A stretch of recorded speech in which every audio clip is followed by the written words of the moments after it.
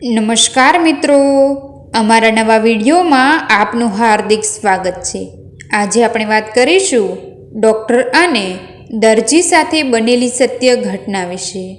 વલ્લભ દરજી એક સાચા અને જાણીતા સામાજિક કાર્યકર્તા એક દિવસ સવારના 10 વાગ્યે એક સ્ત્રીને લઈને ક્લિનિકમાં દાખલ થયા।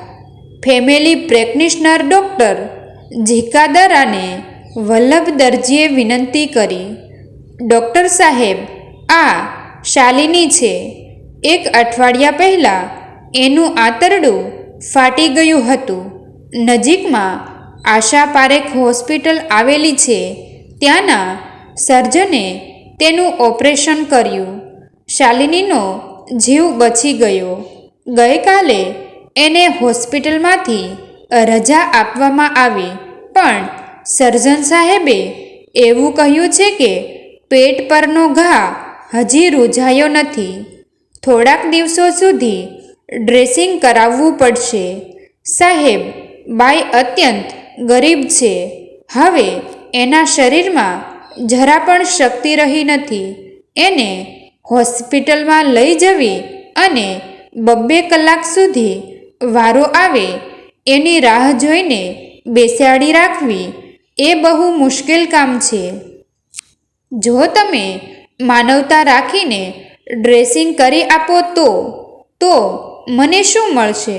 ડૉક્ટર ઝીકાદરાએ પૂછ્યું। મૂછમાં હસીને હળવી મજાક કરી લીધી।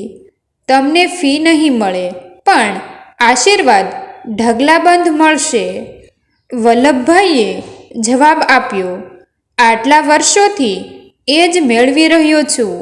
પરિણામે મારા એકાઉન્ટમાં બેલેન્સ ઘટતું જાય છે અને આશીર્વાદનું બેલેન્સ વધતું જાય છે। આટલું બોલીને ડૉક્ટર ઝીકાદરા હાથ ધોઈને ડ્રેસિંગ માટેના સાધનો તરફ વળ્યા। ડૉક્ટર ઝીકાદરા પણ અભાવગ્રસ્ત ક્યારામાં ઉગેલું પુષ્પ હતા। ગરીબીનો અર્થ એમણે શબ્દકોશમાંથી નહીં, પણ જીવતી જિંદગીમાંથી જાણ્યો હતો।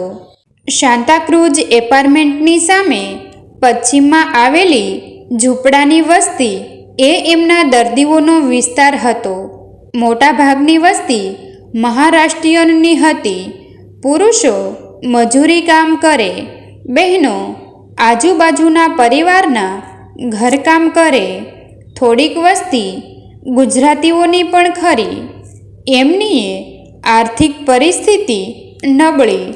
ડૉક્ટર ઝીકાદરા પાસે ક્લિનિક ખરીદવા જેટલી શક્તિ પણ ન હતી, એટલે એમણે માસિક 325 રૂપિયાના ભાડેથી એક દુકાન રાખી લીધી હતી। એ જમાનામાં એમની ફી કેટલી હતી એ જાણીને તમને હસવું આવે એટલી।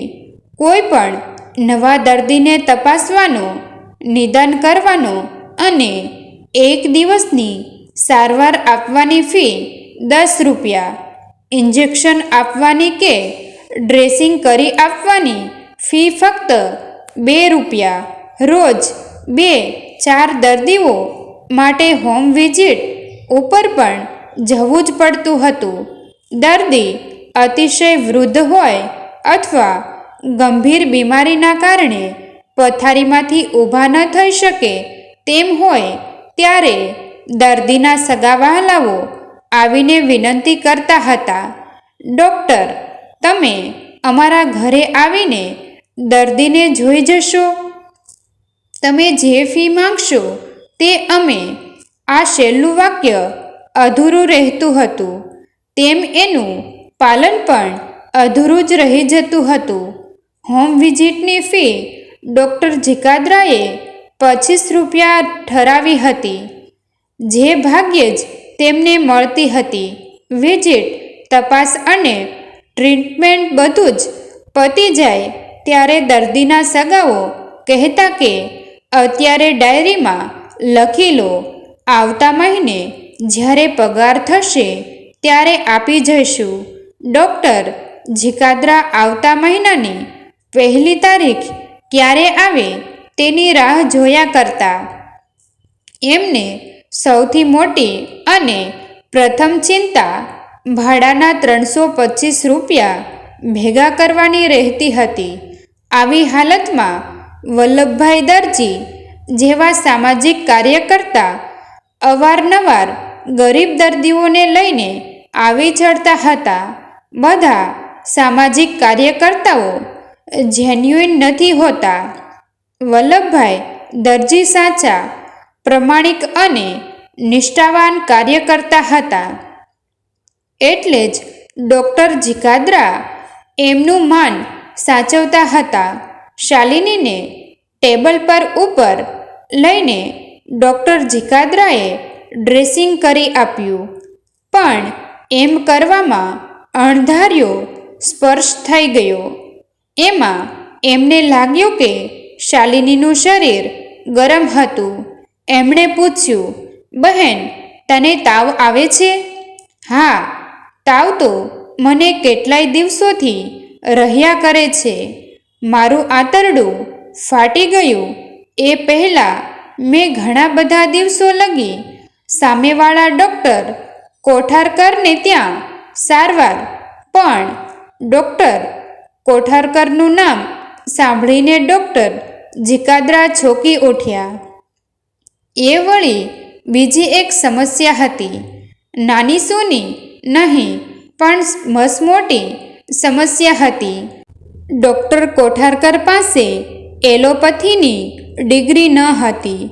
એ અન્ય વિદ્યાશાખામાં અભ્યાસ કરીને ડૉક્ટર બન્યા હતા.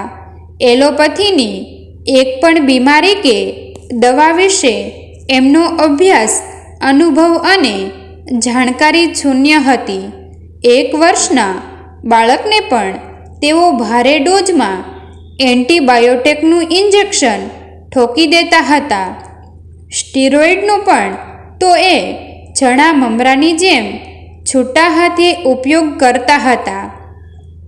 ડૉક્ટર કોઠારકરે સમજી લીધું હતું કે ડૉક્ટર ઝીકાદ્રાની સાથે સ્પર્ધા કરવી હશે તો એ ક્લિનિક કૌશલ્યમાં તો નહીં થઈ શકે.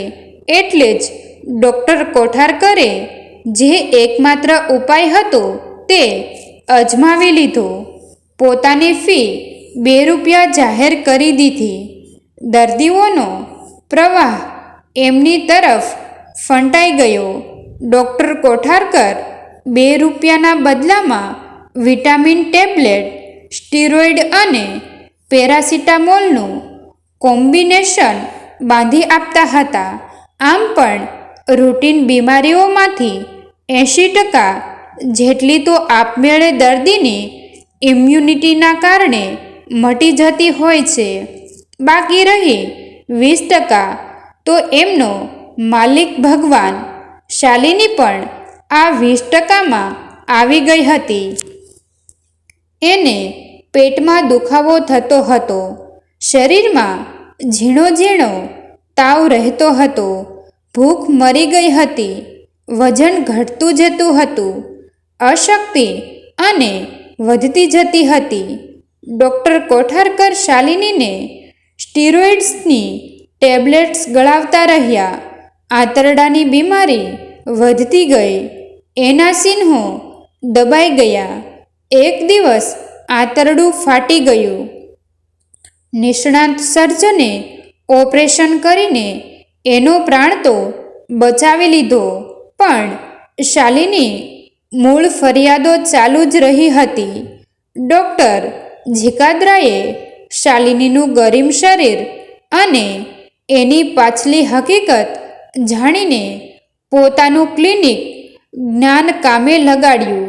છઠ્ઠી ઇન્દ્રિયમાં ઝબકારો થયો. આ પેટનો ક્ષય રોગ તો નહીં હોય. એબ્ડોમિનલ ટ્યુબરક્યુલોસિસ, આ બધા જ ચિહ્નો એના જ લાગે છે. સ્ટીરોઇડને કારણે ટીબીના જંતુઓ ઝડપથી ફેલાઈ ગયા અને આંતરડામાં કાણું પાડી દીધું. ડૉક્ટર ઝીકાદ્રાએ ઓપરેશન કરનાર સર્જન સાથે ટેલિફોનિક વાતચીત કરી. પોતાની શંકા જાહેર કરી. સર્જન સાહેબે તમામ ઇન્વેસ્ટિગેશન્સ કરાવી લીધા. એક પણ રિપોર્ટમાં ટીબી છે એવો પુરાવો મળ્યો નહીં. ડૉક્ટર જીકાત્રા ધર્મસંકટમાં મુકાઈ ગયા. જ્યાં સુધી ટીબી પુરવાર ન થાય ત્યાં સુધી શાલિનીની સારવાર ચાલુ ન કરી શકાય. જો સારવાર ચાલુ ન કરે તો શાલિનીની હાલત કથળતી જાય. એવું જ બન્યું. શાલિની ઝડપથી વજન અને શક્તિ ગુમાવી રહી હતી. આખરે પરિસ્થિતિ એવી આવી ગઈ કે એને ઉચકીને ટેબલ ઉપર સુવડાવવી પડે. એની ત્વચા પણ ખરુસિયા કૂતરાની ચામડી જેવી થવા માંડી હતી. એક તરફ દર્દીની જિંદગી જોખમમાં હતી, બીજી તરફ ટ્રીટમેન્ટ માટેનો પ્રોટોકોલ હતો. પુરાવા વગર કોઈ ગંભીર રોગની સારવાર આપી ન શકાય. ડૉક્ટર જીકાદ્રાએ એક સિનિયર ફિઝિશિયનને ફોન કર્યો અને સલાહ માંગી. ફિઝિશિયને બધા રિપોર્ટ જાણ્યા પછી સલાહ આપી, પેશન્ટનો ESR વધારે છે, બીજા તમામ રિપોર્ટ નોર્મલ છે. આ સ્ત્રી મરી જશે એ લગભગ નક્કી છે. એક અખતરા રૂપે એને ટીબીની ટ્રીટમેન્ટ આપવી જોઈએ. એના સગા વહાલાઓને વિશ્વાસમાં લઈને. ડૉક્ટર જીકાદ્રા પોતે જ જે માનતા હતા એ વાતમાં એમને સમર્થન મળી ગયું. એમણે શાલિનીના પતિને કહ્યું, ભાઈ, તારી ઘરવાળીને ટીબી થયો છે એવું કોઈ રિપોર્ટ કહેતો નથી, તો પણ હું ટીબીની સારવાર શરૂ કરું છું. શાલિનીને કાંઈ પણ થાય તો જવાબદારી મારી. શાલિનીના પતિએ કહી દીધું. ડૉક્ટર જીકાદ્રાએ રિફાસ્મિનમાં શરૂ કરી.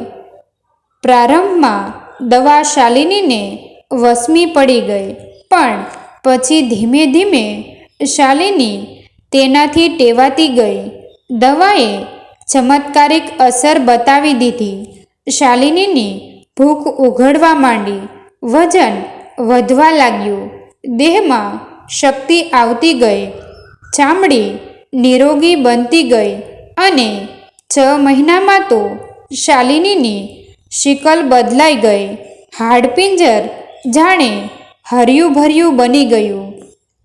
ભારતમાં ટીબી બહોળા પ્રમાણમાં ફેલાયેલો છે.